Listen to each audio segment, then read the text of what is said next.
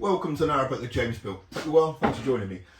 The galley's got to make some progress over the next week or two. I was telling the members about it last week about what my plan is for the worktop. I got all the timber on board. I'm now just waiting for the product to arrive, which hopefully will be in the next few days. Essentially, my plan is going to be to have the galley sink here. I've already got that on board, so have that in the middle of the window. I've got my induction hobs, which will be going here. I've got to get them still, but I think I've selected the ones that I need. Washing machine's under here, but all of this is going to be worktop. So all of that worktop, all of this worktop, up to the electrics cupboard here at the back. Obviously I've got the sink in the middle. And just to remind you, obviously this boat is going to be gas free, so all the cooking on board is going to be powered by the power station in the sky. And obviously there's no space for a conventional oven. I was always going to go with an air fryer for this boat. Loads of people suggested to go for it, and I've seen them on narrowboats being used before, so that's all cool. My kind of hesitation with an air fryer was twofold. Firstly, I didn't really like the fact that from all the ones I had seen, they seemed to be ones that you pull open a drawer, you put your food in the drawer, close the drawer, and that's it, let it do its business.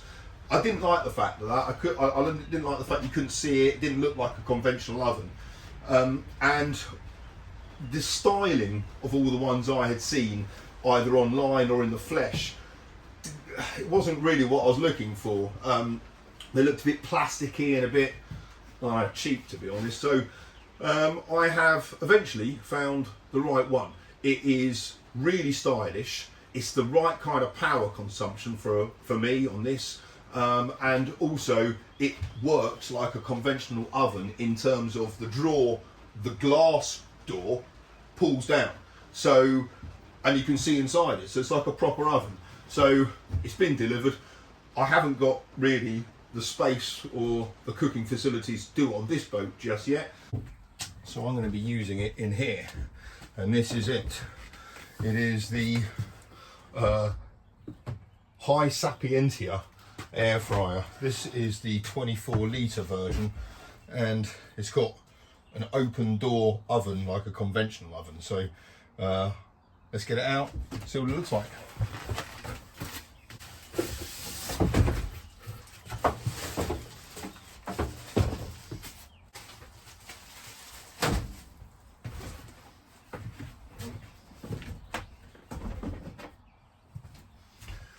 Right, so it's got some inner bits.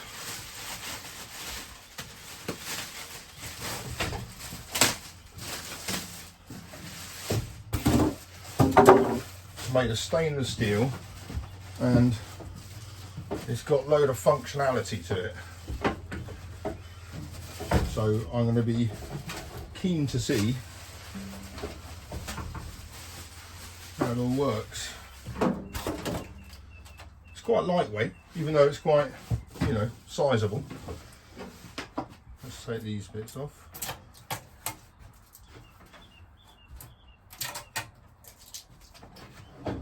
Oh yeah, look at that.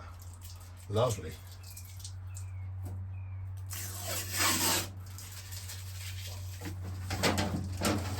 So it's got a crumb tray.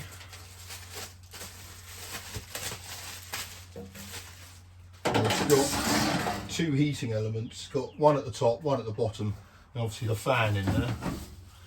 What else does it come with? A normal tray. There we go. It comes with some instructions and some kind of like chip frying pan. That's pretty cool.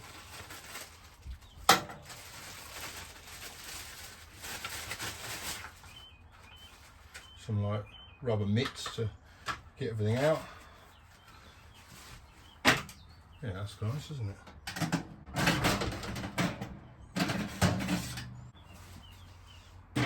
What else does it come with?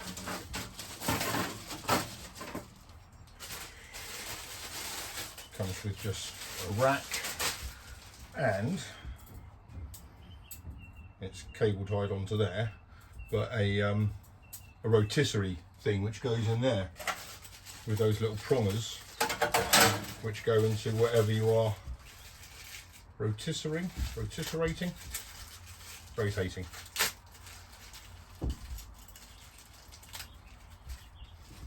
Right, so yeah, got those two little things. It says to run it for 20 minutes empty before you do anything, before you start cooking. So first things first, let's do that.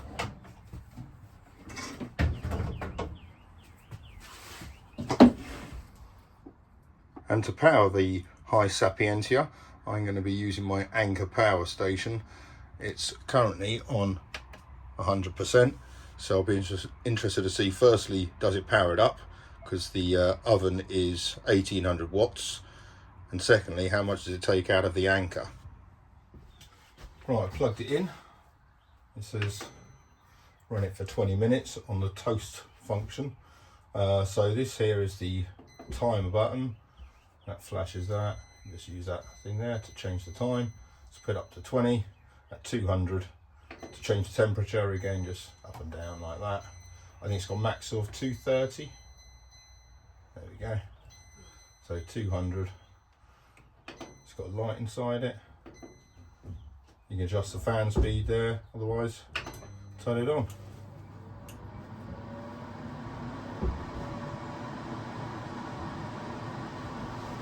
The reason to do this is to burn away some of the, factory bits and pieces inside the oven.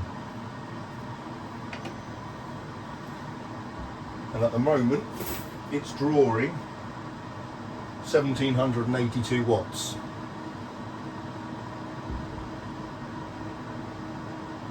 Right, leave that for 20 minutes.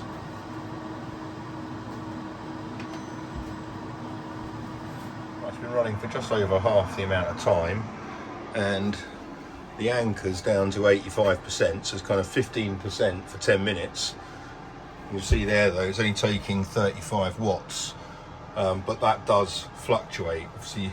So I guess when it gets to temperature, it can drop down. But yeah, there you go, you see it's back up again now. It's also belting out quite a lot of heat from back here. So it does kind of warm the boat up quite nicely. Certainly the galley's all pretty toasty around the oven. Right, the 20-minute initial cycle is finished, and it took 26% out. And obviously it's still cooling down. I'll turn the light off. And it's taking 2 watts load.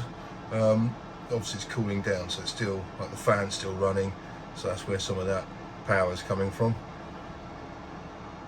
But that is a attractive bit of kit. It's really well made.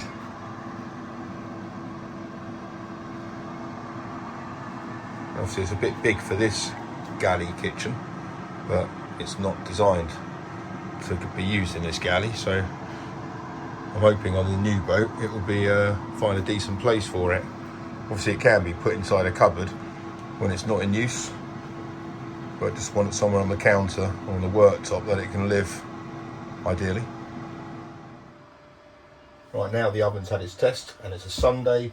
I'm going to be putting it to its first proper test, which is a roast chicken.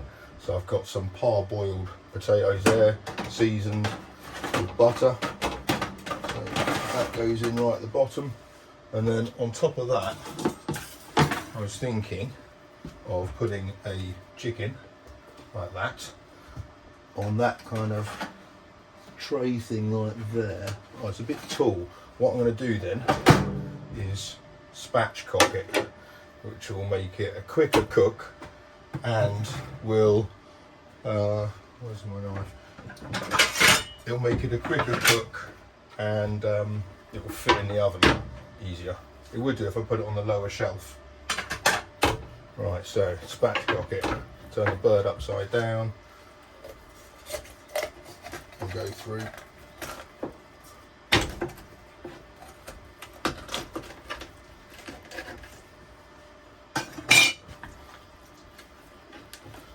Turn the bird over, pull it apart until you hear that snap. There she is. It's spatchcocked. Right, so now she can go on there, like that.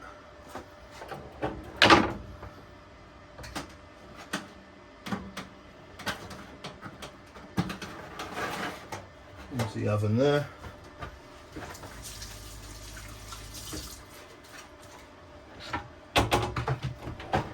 Close the door, turn on. So let's give it a go at 180. Oh no, these are all the presets, so let's just go back to the normal one, which is the toast icon. But let's change the temperature. Let's do the time for 40 minutes. I think if you're spatchcocking a chicken in an oven, it'd be about an hour. So let's see if it's any quicker. And let's reduce the temperature down to 180. There we go.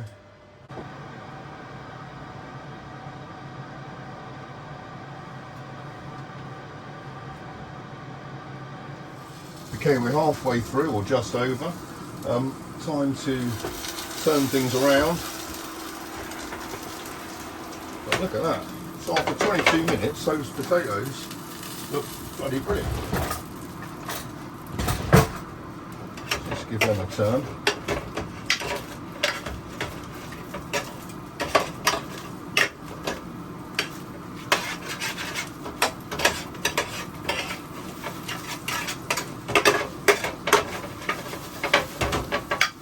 Good.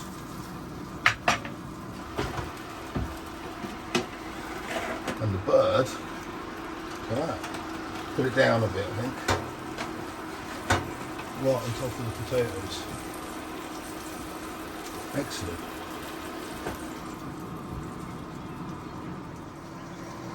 Right, 3 minutes to go until the timer's done on that.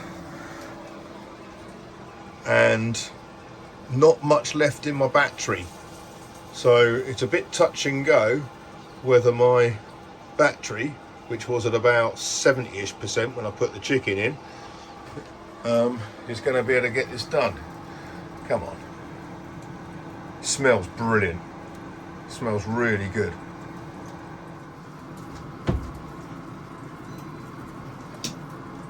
Oh, that's a relief. Right, this has got 2% left on it. So, yeah, I only just managed to get this chicken done with that, which I think started on about 70-something%. So, let's wait for that to, I don't know, what does it do? Let's have a look.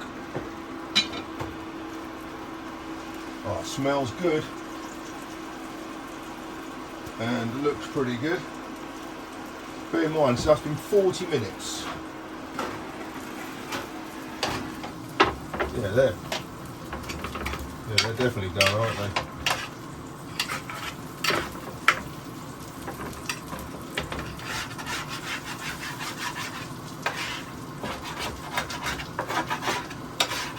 Yeah, decent roasties, sir. In 40 minutes from parboil, that's pretty good. Right, now let's check out what the bird looks like.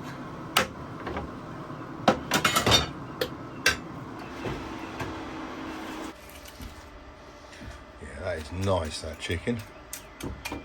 That is excellent. For my first air fryer meal, that is absolutely bang on. I've got some broccoli to go with it, so don't worry, it's not going to be just a yellow meal, but that is going to be, I'm well happy with that. I mean, it completely drained that. So, but, you know, it was a roast chicken, I guess, and that wasn't quite full. But obviously on the new boat I'll have way more capacity than what that's got, and obviously you can get bigger ones than that. I've got bigger ones than that, and it wasn't full, and it was a roast chicken. But that is lush. Right, time to get the broccoli done and tuck in. You know, from flicking through this, there's nothing which is an hour. I use that for an hour, and obviously it drained the battery completely. But from the recipe book it comes with, actually the stuff it comes with is really good. The packaging was great. It got ear extension on the normal guarantee. It's got a user instruction manual and the recipe cookbook, which has got like a some kind of communities and stuff that you can join, so Facebook and Pinterest, and share recipes and tips of using it and stuff like that. That's quite cool. But yeah, from looking through this, there's nothing in here which is an hour. So I think I'm going to be all right using this, even on the new boat where I'm going to have a load more capacity than what that thing provides. I think it will be absolutely fine. Homemade apple pie, 40 minutes at 190. Steak pie, 1 hour at 180. Okay, I might struggle with that. Sausage and mash, 30 minutes. Bacon, egg, baked toast, 10 minutes. Greek roast lamb, 25 minutes. Chicken wings, 20 minutes. Chips, 20 minutes. Chicken breast, 20 minutes. 4 hours? No, dehydrated fruit. Well, I'm never going to make that, am I? Oh, and that's only at 70 degrees. What's that? 2 mangoes, 1 kiwi. Oh, God, no, thank you. Cod, 20 minutes. Salmon, 20 minutes. Basically, everything's 20 minutes, isn't it? I don't know. Chocolate fudge cake, 40 minutes. Oh, 140. So I reckon I'm going to be fine with this in terms of power consumption. But I'm just think it's such a nice looking unit. That is decent. They do a variety of these. I think it's like 4 or 5 different ones they do. If you go to their website, I'll link to it in the description in the video. But yeah, there's a bunch of them you can get. But this one, I think it's 150 quid. There's some discounts on it at the moment if you click on the link in the description. But yeah, I mean, that's really good. And it powers up fine. As I said, I don't think, maybe a roast chicken after the test was was pushing it a little bit for its first outing. But it worked. Chicken was delicious. Potatoes were great. So I think, yeah, roast potatoes in 40 minutes, that's better than an oven, isn't it? That's quicker than a conventional oven, I reckon. But the thing I'm most looking forward to using on this is the rotisserie function. So it's got that skewer thing, put a lump of lamb or whatever on there over some potatoes. Oh, that's going to be bollocks. But I don't know if I'm going to have enough juice on the anchor to do that, so I might have to do all that stuff once it's fully installed on that boat, which really I kind of want to be getting done. I don't know, I've got to get the worktops done really, and then get all the power put on, and then kind of use it. So it might be a while away. So in the meantime, I can kind of keep it in here, although it is a little bit in the way.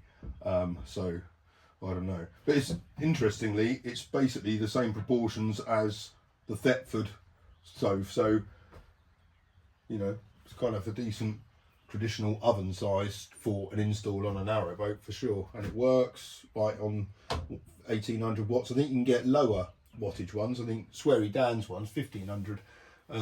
But then I guess it might be smaller. You might not be able to fit in a whole chicken like that. But that was great. Chicken, there was loads of room for other things. I didn't have to spatchcock the bird. I could have put it in whole on a lower shelf.